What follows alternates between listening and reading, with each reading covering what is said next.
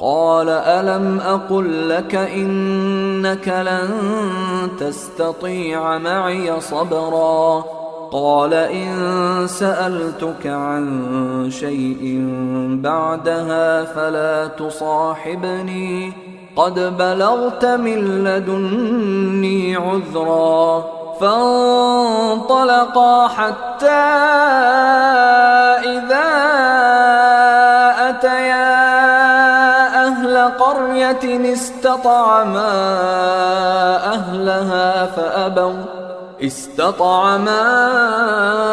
أهلها فأبوا أن يضيفوهما فوجدا فيها جدارا يريد أن ينقض فأقامه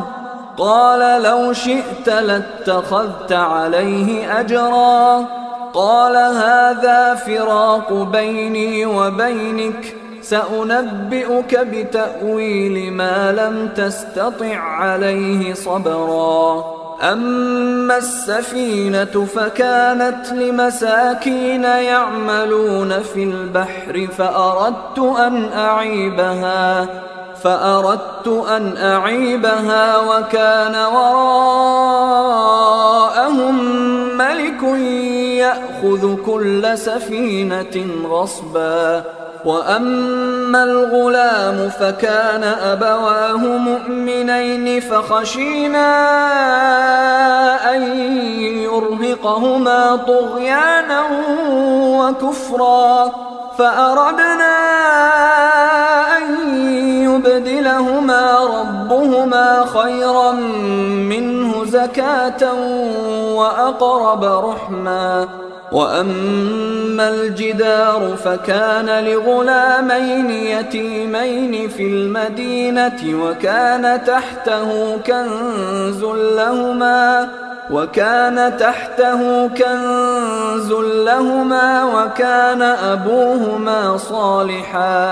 وكان أبوهما صالحا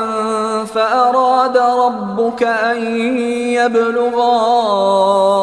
أشدهما ويستخرجا كنزهما رحمة من ربك وما فعلته عن أمري ذلك تأويل ما لم تسطع عليه صبرا ويسألونك عن ذي القرنين قل سأتلو عليكم منه ذكرا إنا مكنا له في الأرض وآتيناه من كل شيء سببا فأتبع سببا حتى إذا بلغ مغرب الشمس وجدها تغرب في عين حمئة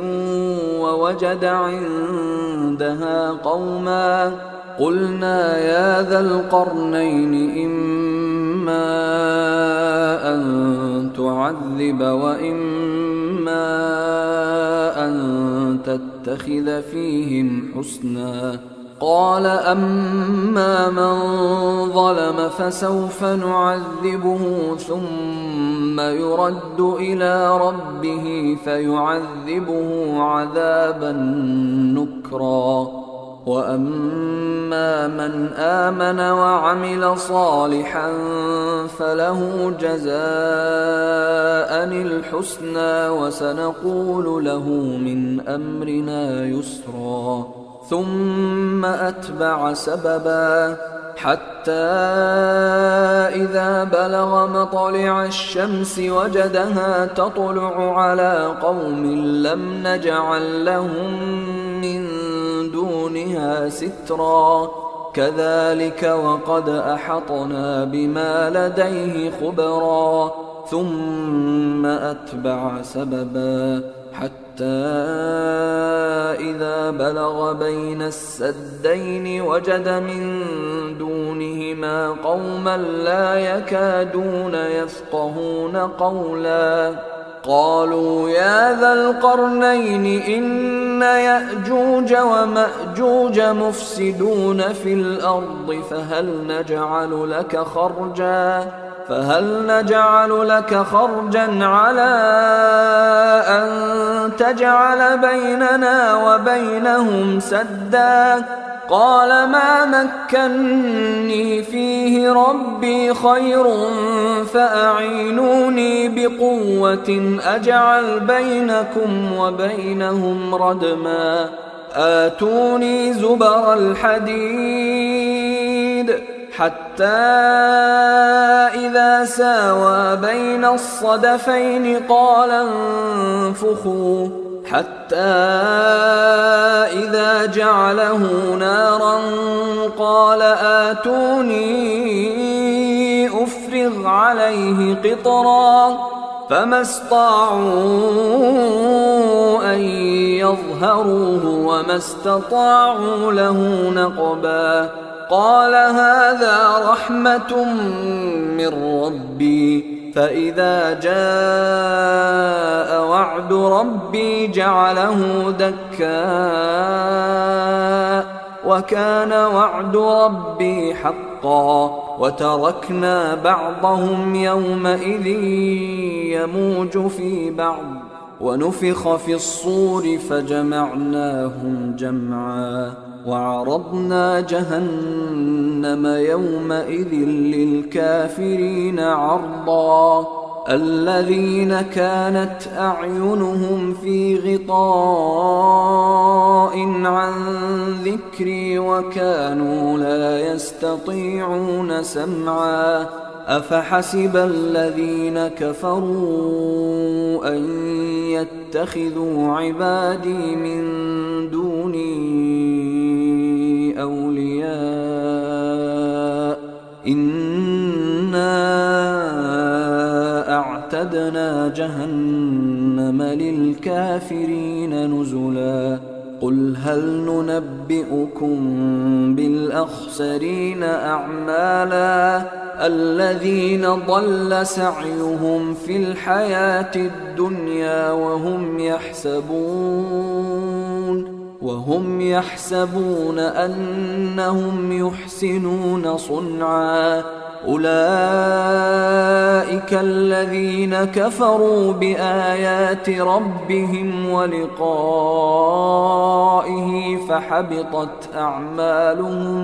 فحبطت أعمالهم فلا نقيم لهم يوم القيامة وزنا ذلك جزاؤهم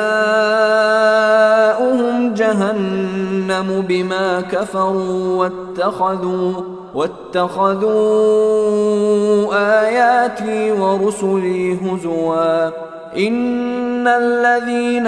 آمنوا وعملوا الصالحات كانت لهم جنات الفردوس نزلا خالدين فيها لا يبغون عنها حولا قل لو كان البحر مدادا لكلمات ربي لنفد البحر قبل أن تنفد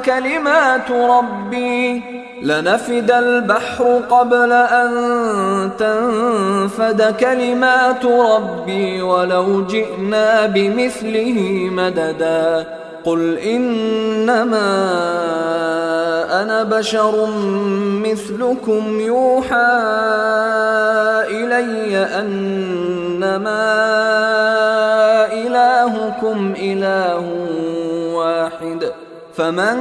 كان يرجو لقاء ربه فليعمل عملا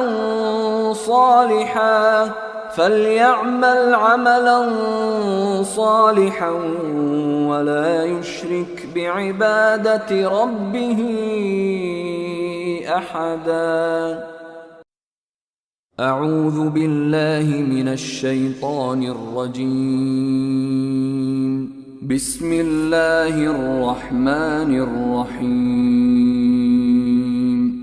كافها يا عين صاد ذكر رحمة ربك عبده زكريا إذ نادى ربه نداء دعاء خفيا. قال رب إني وهن العظم مني واشتعل الرأس شيبا ولم أكن بدعائك رب شقيا. وإني خفت الموالي من ورائي وكانت امرأتي عاقرا فهب لي من لدنك وليا يرثني ويرث من آل يعقوب واجعله رب رضيا. يا زكريا إنا نبشرك بغلام اسمه يحيى لم نجعل له من قبل سميا. قال رب أنى يكون لي غلام وكانت امرأتي عاقرا وقد بلغت من الكبر عتيا.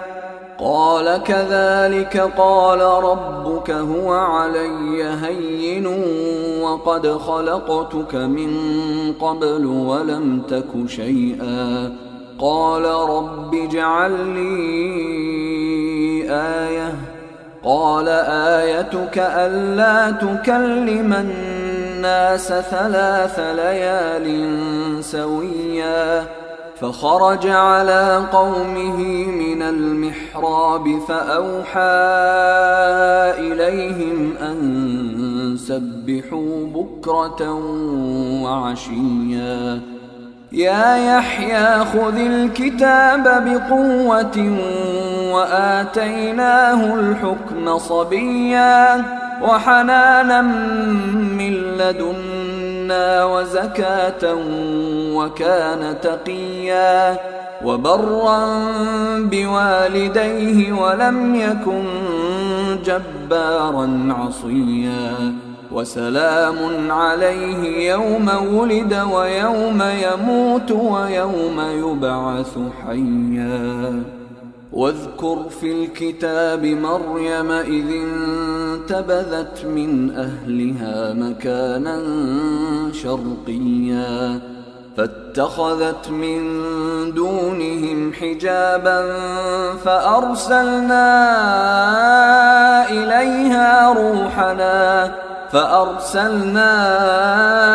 إليها روحنا فتمثل لها بشرا سويا. قالت إني أعوذ بالرحمن منك إن كنت تقيا. قال إنما أنا رسول ربك لأهب لك غلاما زكيا. قالت أنى يكون لي غلام ولم يمسسني بشر ولم أك بغيا. قال كذلك قال ربك هو علي هين ولنجعله آية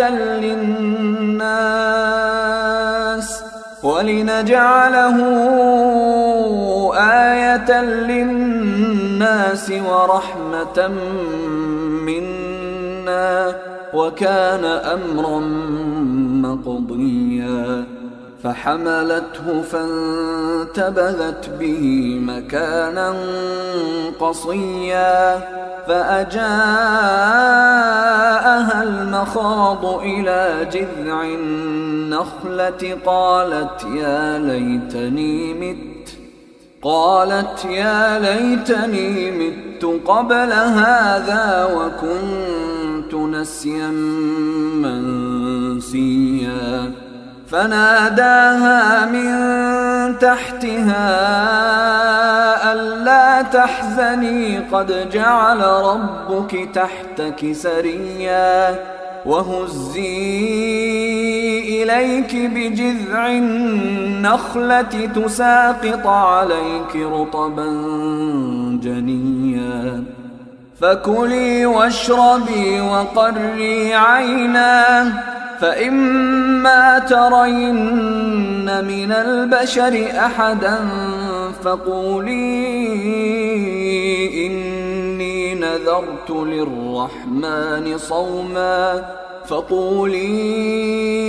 إني نذرت للرحمن صوما فلن أكلم اليوم إنسيا فأتت به قومها تحمله قالوا يا مريم لقد جئت شيئا فريا يا أخت هارون ما كان أبوك امرأ سوء وما كانت أمك بغيا فأشارت إليه قالوا كيف نكلم من كان في المهد صبيا قال إني عبد الله آتاني الكتاب وجعلني نبيا وجعلني مباركا أينما كنت وأوصاني بالصلاة والزكاة ما دمت حيا وبرا بوالدتي ولم يجعلني جبارا شقيا والسلام علي يوم ولدت ويوم أموت ويوم أبعث حيا ذلك عيسى ابن مريم قول الحق الذي فيه يمترون ما كان لله أن يتخذ من ولد سبحانه إذا قضى أمرا فإنما يقول له كن فيكون وإن الله ربي وربكم فاعبدوه هذا صراط مستقيم فاختلف الأحزاب من بينهم فويل للذين كفروا من مشهد يوم عظيم أسمع بهم وأبصر يوم يأتوننا لكن الظالمون اليوم في ضلال مبين وأنذرهم يوم الحسرة إذ قضي الأمر وهم في غفلة وهم لا يؤمنون إنا نحن نرث الأرض ومن عليها وإلينا يرجعون واذكر في الكتاب إبراهيم إنه كان صديقا نبيا إذ قال لأبيه يا أبت لم تعبد ما لا يسمع ولا يبصر ولا يغني عنك شيئا يا أبت إني قد جاءني من العلم ما لم يأتك فاتبعني أهدك صراطا سويا يا أبت لا تعبد الشيطان إن الشيطان كان للرحمن عصيا يا أبت إني أخاف أن يمسك عذاب من الرحمن فتكون للشيطان وليا قال أراغب أنت عن آلهتي يا إبراهيم لئن لم تنته لأرجمنك واهجرني مليا قال سلام عليك سأستغفر لك ربي إنه كان بي حفيا وأعتزلكم وما تدعون من دون الله وأدعو ربي عسى ألا أكون بدعاء ربي شقيا فلما اعتزلهم وما يعبدون من دون الله وهبنا له إسحاق ويعقوب وكلا جعلنا نبيا ووهبنا لهم من رحمتنا وجعلنا لهم لسان صدق عليا واذكر في الكتاب موسى إنه كان مخلصا وكان رسولا نبيا وناديناه من جانب الطور الأيمن وقربناه نجيا ووهبنا له من رحمتنا أخاه هارون نبيا واذكر في الكتاب إسماعيل إنه كان صادق الوعد وكان رسولا نبيا وكان يأمر أهله بالصلاة والزكاة وكان عند ربه مرضيا واذكر في الكتاب إدريس إنه كان صديقا نبيا ورفعناه مكانا عليا أولئك الذين أنعم الله عليهم من النبيين من ذرية آدم وممن حملنا مع نوح ومن ذرية إبراهيم وإسرائيل وممن هدينا واجتبينا إذا تتلى عليهم آيات الرحمن خروا سجدا وبكيا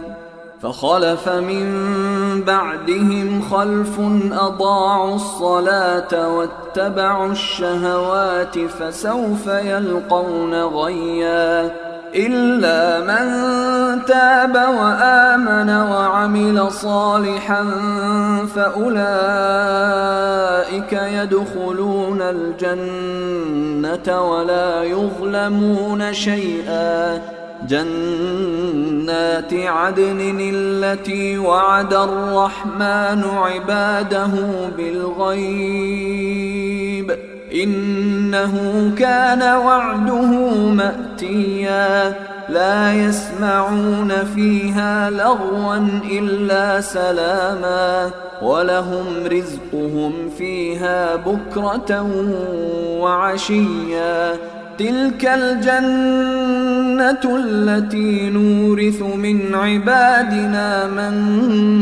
كان تقيا وما نتنزل إلا بأمر ربك له ما بين أيدينا وما خلفنا وما بين ذلك وما كان ربك نسيا رب السماوات والأرض وما بينهما فاعبده واصطبر لعبادته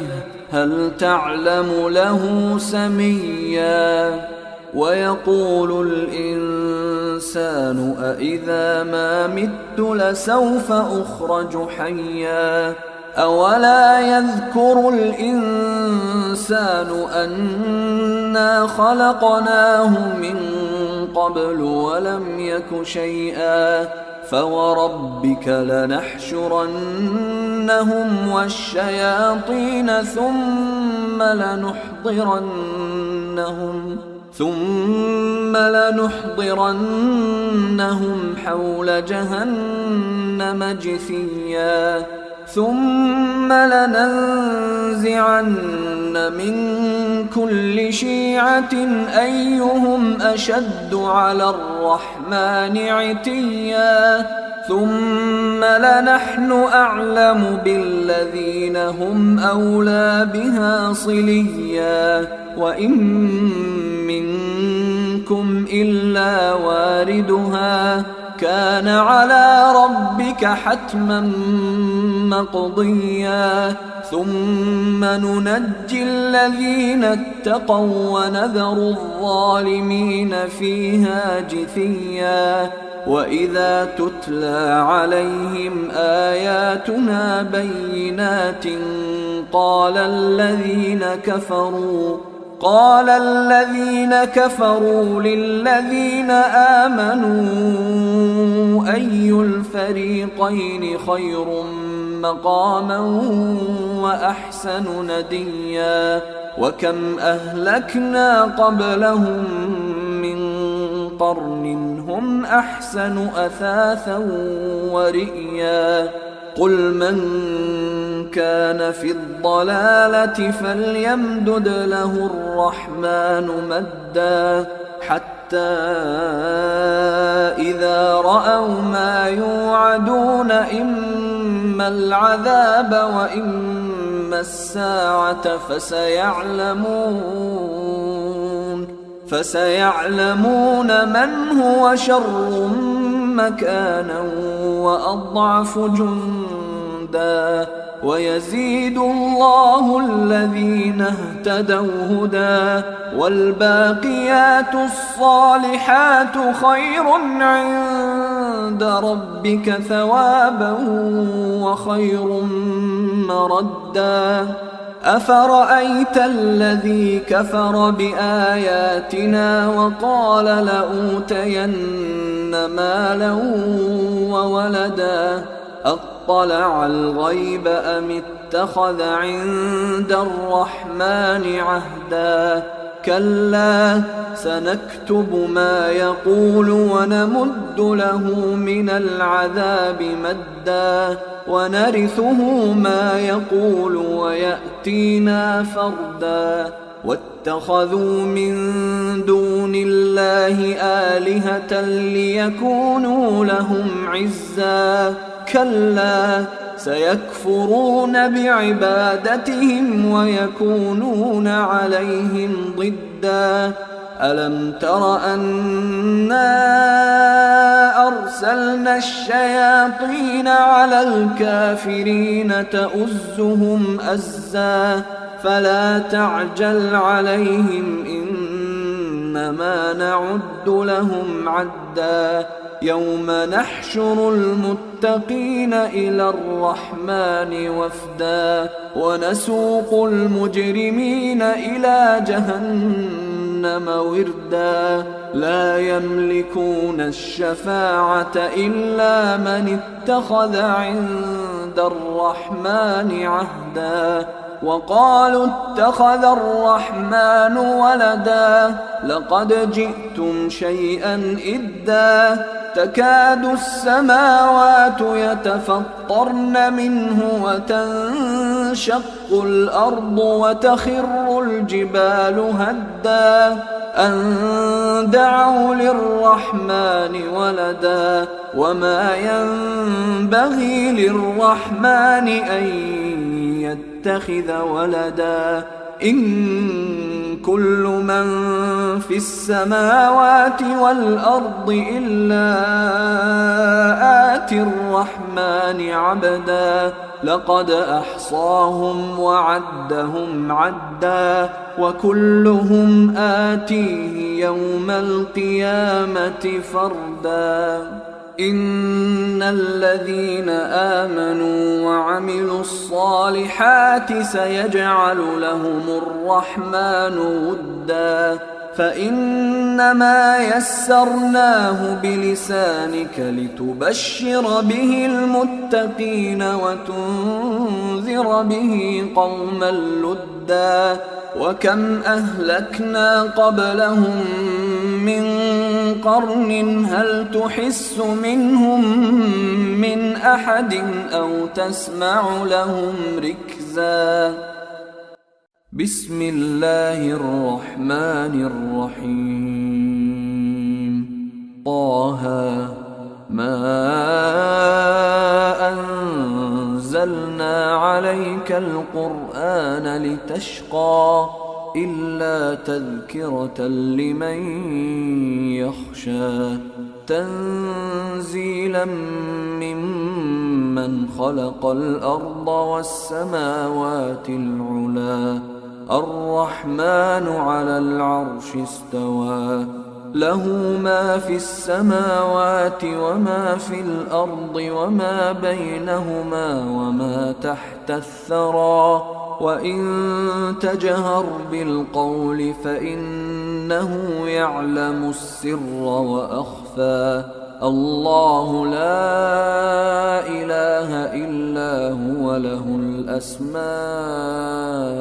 الحسنى وهل أتاك حديث موسى إذ رأى نارا فقال لأهلهم كثوا إني آنست نارا لعلي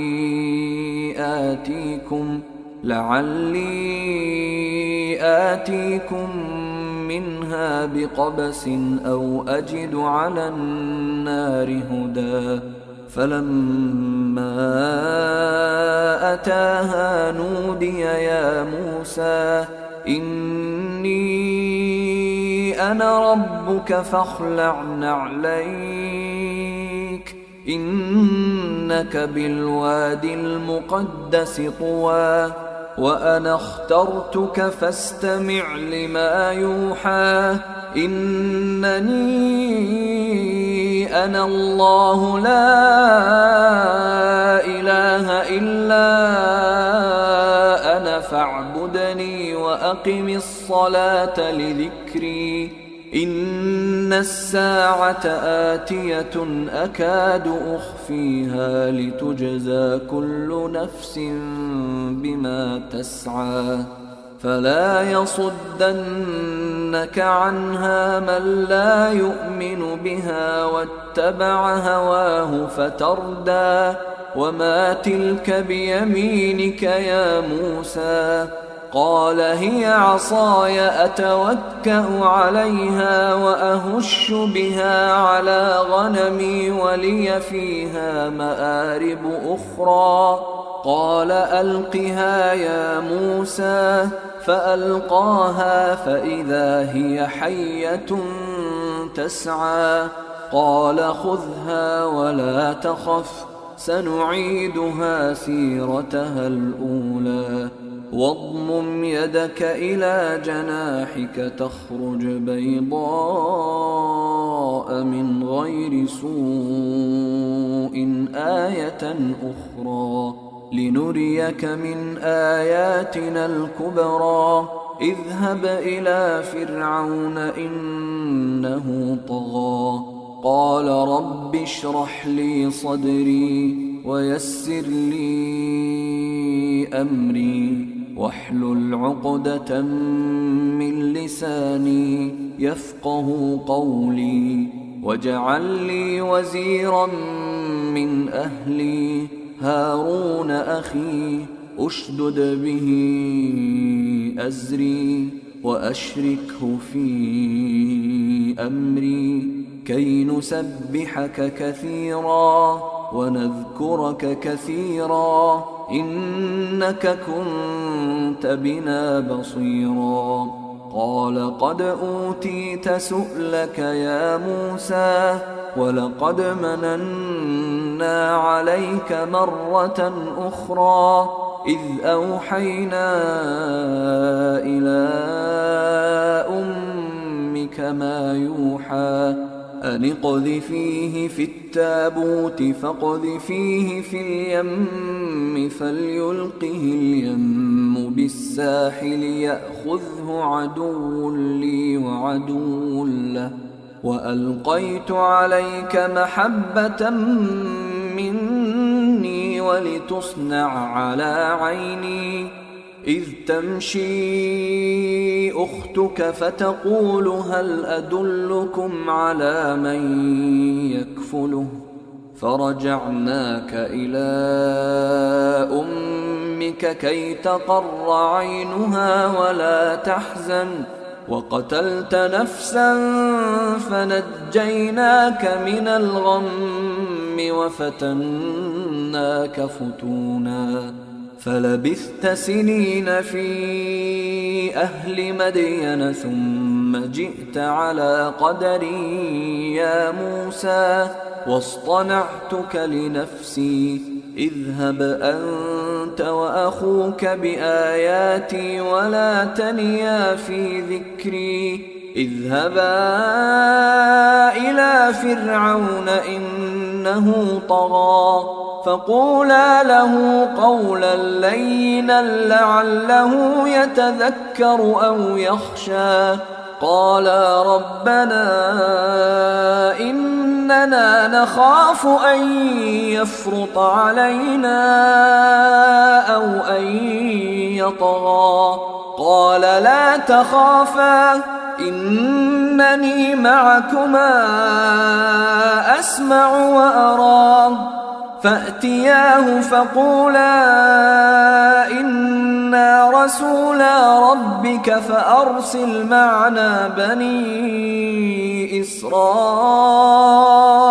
ولا تعذبهم قد جئناك بآية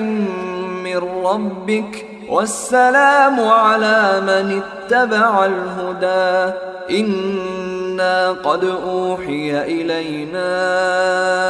أن العذاب على من كذب وتولى قال فمن ربكما يا موسى قال ربنا الذي أعطى كل شيء خلقه ثم هدى قال فما بال القرون الأولى قال علمها عند ربي في كتاب لا يضل ربي ولا ينسى الذي جعل لكم الأرض مهدا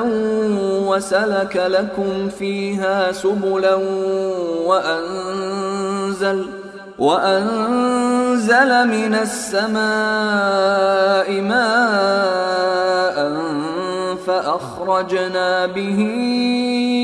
أزواجا من نبات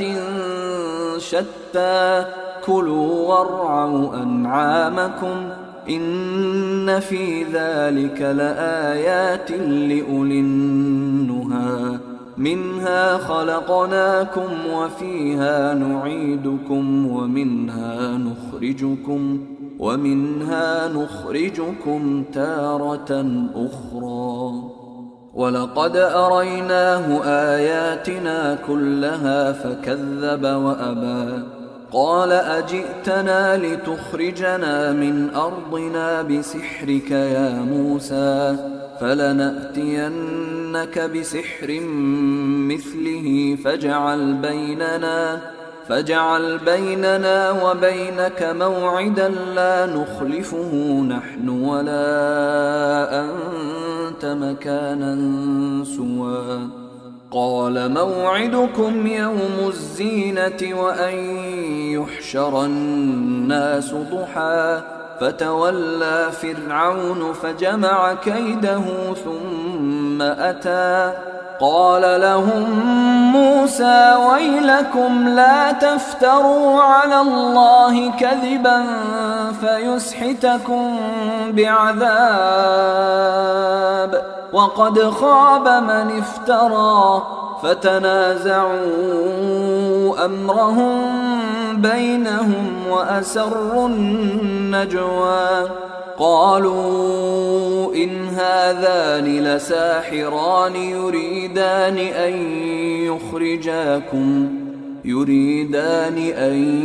يخرجاكم من أرضكم بسحرهما ويذهبا بطريقتكم المثلى فأجمعوا كيدكم ثم أتوا صفا وقد أفلح اليوم من استعلى قالوا يا موسى إما أن تلقي وإما أن نكون أول من ألقى قال بل ألقوا فإذا حبالهم وعصيهم يخيل إليه من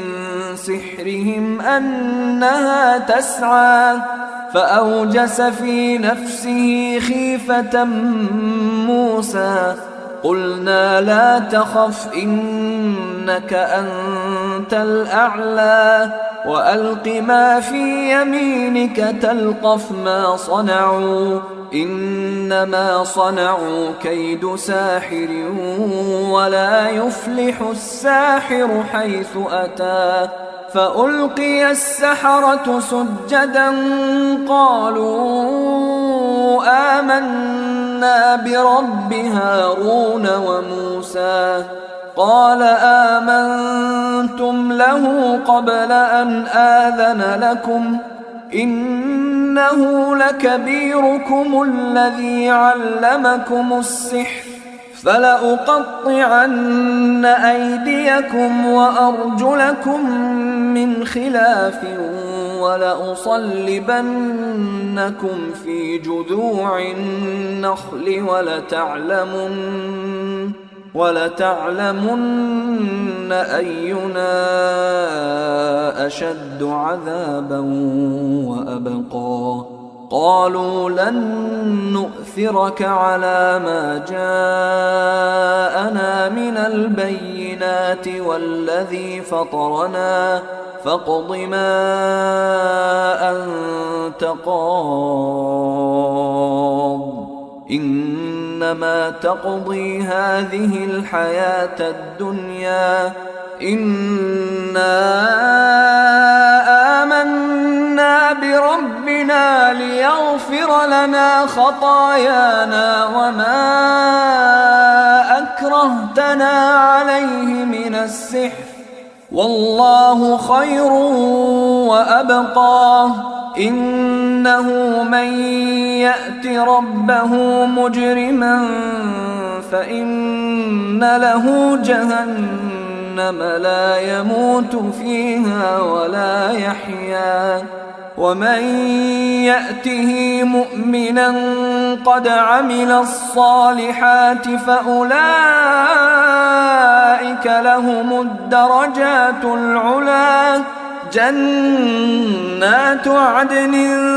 تجري من تحتها الأنهار خالدين فيها وذلك جزاء من تزكى ولقد أوحينا إلى موسى أن أسر بعبادي فاضرب لهم طريقا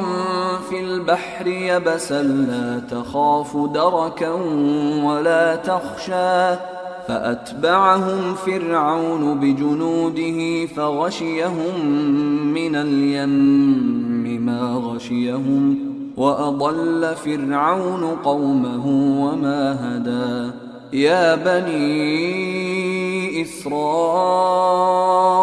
قد أنجيناكم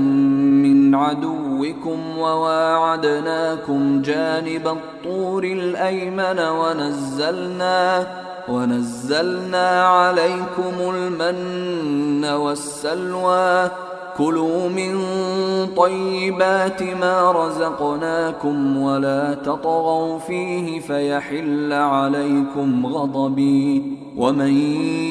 يحلل عليه غضبي فقد هوى وإني لغفار لمن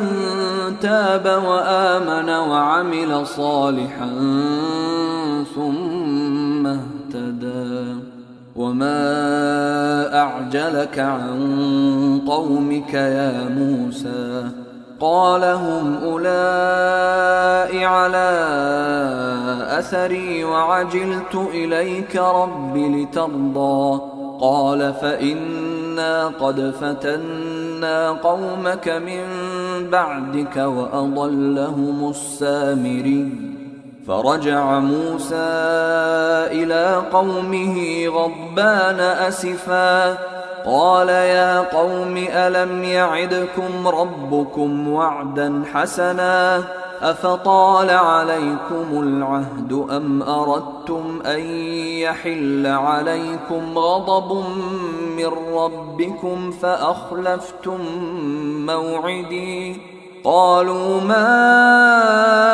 أخلفنا موعدك بملكنا ولكننا حملنا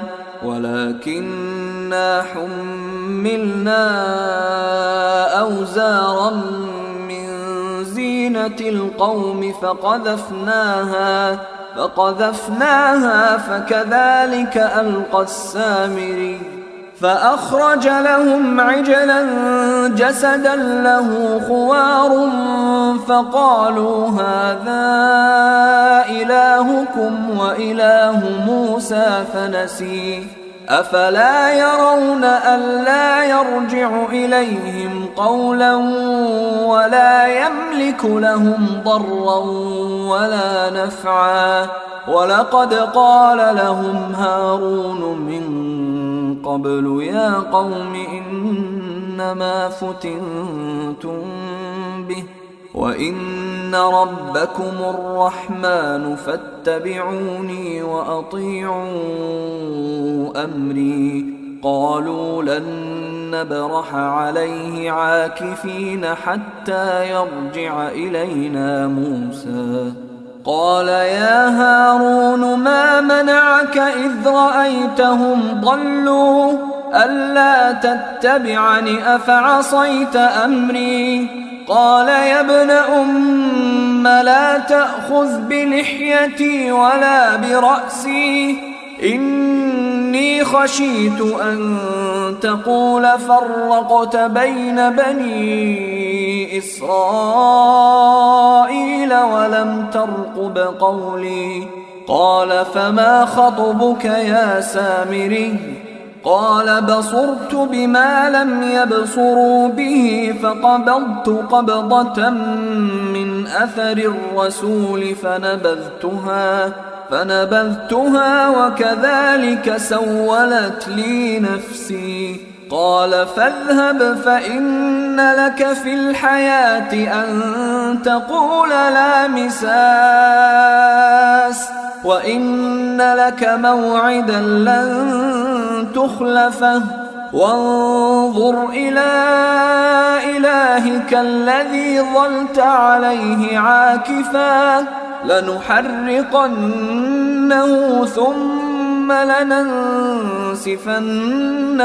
في اليم نسفا إنما إلهكم الله الذي لا إله إلا هو وسع كل شيء علما كذلك نقص عليك من أنباء ما قد سبق وقد آتيناك من لدنا ذكرا من أعرض عنه فإنه يحمل يوم القيامة وزرا خالدين فيه وساء لهم يوم القيامة حملا يوم ينفخ في الصور ونحشر المجرمين يومئذ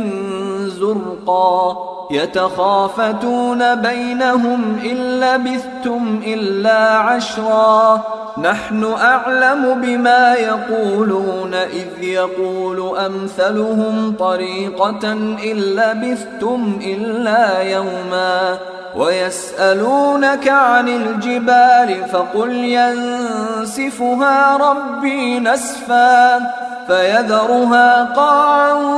صفصفا لا ترى فيها عوجا ولا أمتا يومئذ يتبعون الداعي لا عوج له وخشعت الأصوات للرحمن فلا تسمع إلا همسا يومئذ لا تنفع الشفاعة إلا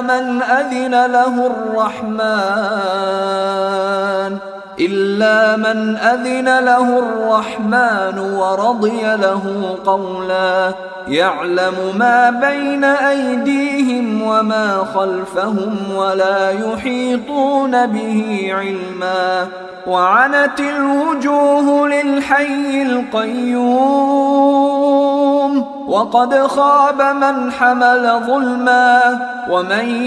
يعمل من الصالحات وهو مؤمن فلا يخاف ظلما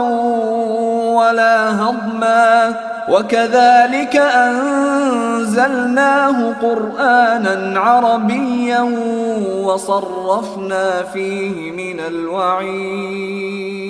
وصرفنا فيه من الوعيد لعلهم يتقون أو يحدث لهم ذكرا فتعالى الله الملك الحق ولا تعجل بالقرآن من قبل أن يقضى إليك وحيه وقل رب زدني علما ولقد عهدنا إلى آدم من قبل فنسي ولم نجد له عزما وإذ قلنا للملائكة اسجدوا لآدم فسجدوا إلا إبليس أبى فقلنا يا آدم إن هذا عدو لك ولزوجك فلا يخرجنكما من الجنة فتشقى إن لك ألا تجوع فيها ولا تعرى وأنك لا تظمأ فيها ولا تضحى فوسوس إليه الشيطان قال يا آدم هل أدلك على شجرة الخلد وملك لا يبلى فأكلا منها فبدت لهما سوآتهما وطفقا يخصفان عليهما من ورق الجنة وعصى آدم ربه فغوى ثم اجتباه ربه فتاب عليه وهدى قال اهبطا منها جميعا بعضكم لبعض عدو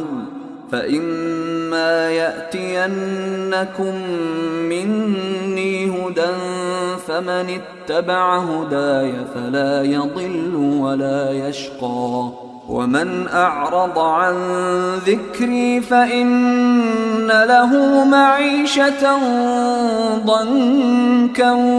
ونحشره يوم القيامة أعمى قال رب لم حشرتني أعمى وقد كنت بصيرا قال كذلك أتتك آياتنا فنسيتها وكذلك اليوم تنسى وكذلك نجزي من أسرف ولم يؤمن بآيات ربه ولعذاب الآخرة أشد وأبقى أفلم يهد لهم كم أهلكنا قبلهم من القرون يمشون في مساكنهم إن في ذلك لآيات لأولي النهى ولولا كلمة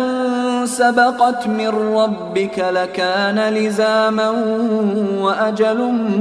مسمى فاصبر على ما يقولون وسبح بحمد ربك قبل طلوع الشمس وقبل غروبها ومن آناء الليل فسبح وأطراف النهار لعلك ترضى ولا تمدن عينيك إلى ما متعنا به أزواجا منهم زهرة الحياة الدنيا لنفتنهم فيه ورزق ربك خير وأبقى وأمر أهلك بالصلاة واصطبر عليها لا نسألك رزقا نحن نرزقك والعاقبة للتقوى وقالوا لولا يأتينا بآية من ربه أولم تأتهم بينة ما في الصحف الأولى ولو أنا أهلكناهم بعذاب من قبله لقالوا ربنا لولا أرسلت إلينا رسولا فنتبع آياتك من قبل أن نذل ونخزى قل كل متربص فتربصوا فستعلمون من أصحاب الصراط السوي ومن اهتدى.